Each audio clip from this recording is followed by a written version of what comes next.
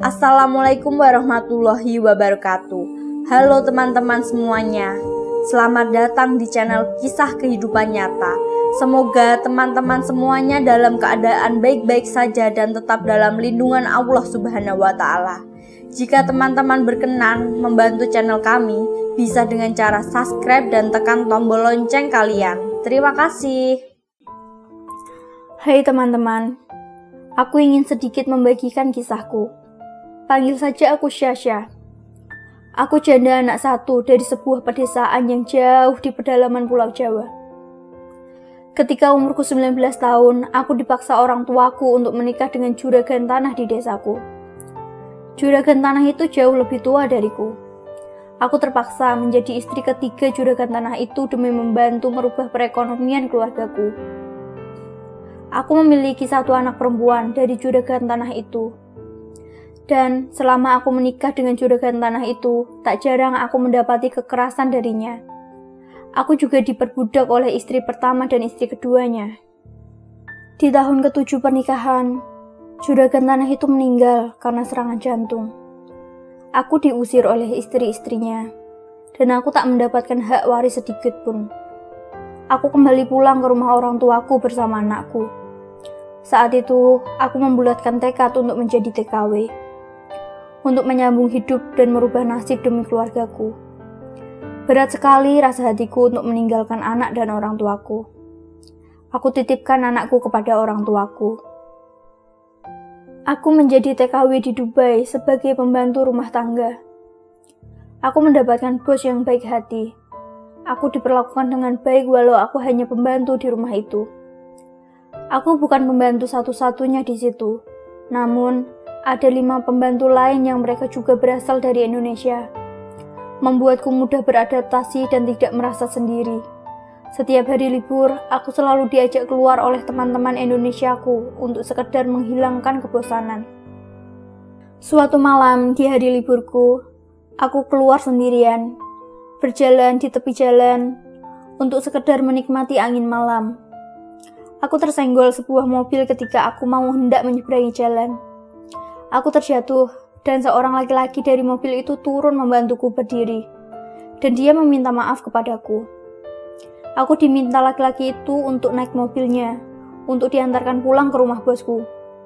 Sepanjang perjalanan, laki-laki itu mengajakku berbicara.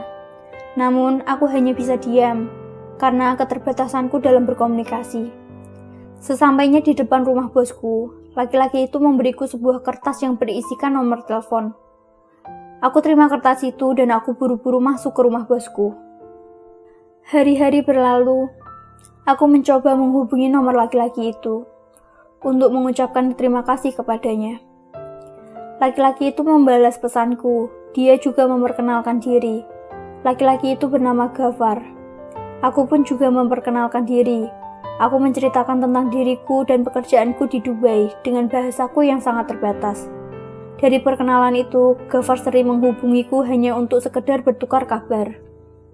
Di hari liburku, Gafar mengajakku untuk bertemu, untuk berjalan-jalan keliling kota. Aku menerima ajakan Gafar, karena aku rasa dia adalah sosok yang baik. Kami berjalan-jalan, namun minim sekali kami berkomunikasi karena keterbatasan bahasaku.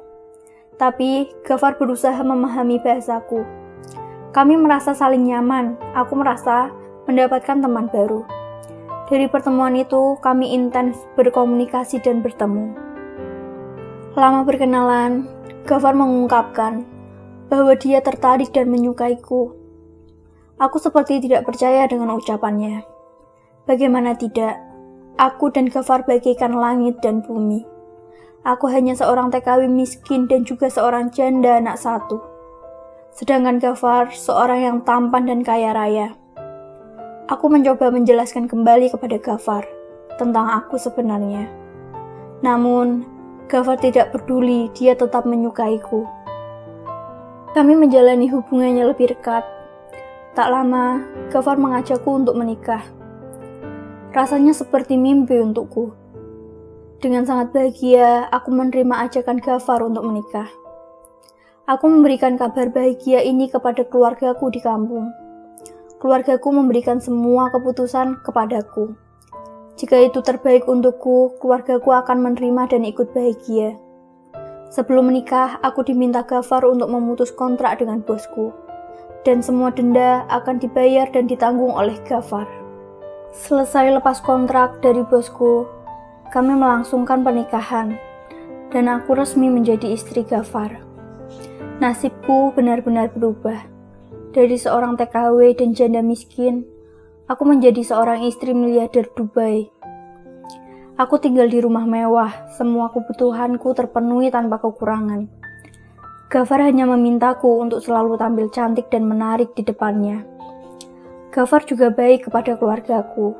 Aku selalu diminta untuk mengirimkan uang kepada keluargaku di kampung dengan nominal yang sangat-sangat besar. Gafar juga memberikan kesempatan untuk orang tua dan anakku datang ke Dubai. Walau hanya sebentar, tapi sudah cukup untuk melampiaskan rasa rinduku kepada mereka. Aku tidak tahu apa yang membuat Gafar tertarik kepadaku. Tapi hingga saat ini, Gafar tak pernah berubah. Dia sangat mencintaiku dan selalu memperlakukanku benar-benar sangat mulia. Gafar tidak pernah menuntut apapun dariku. Aku cukup menjaga penampilan dan selalu melayani Gafar dengan baik. Itu sudah membuat dia senang.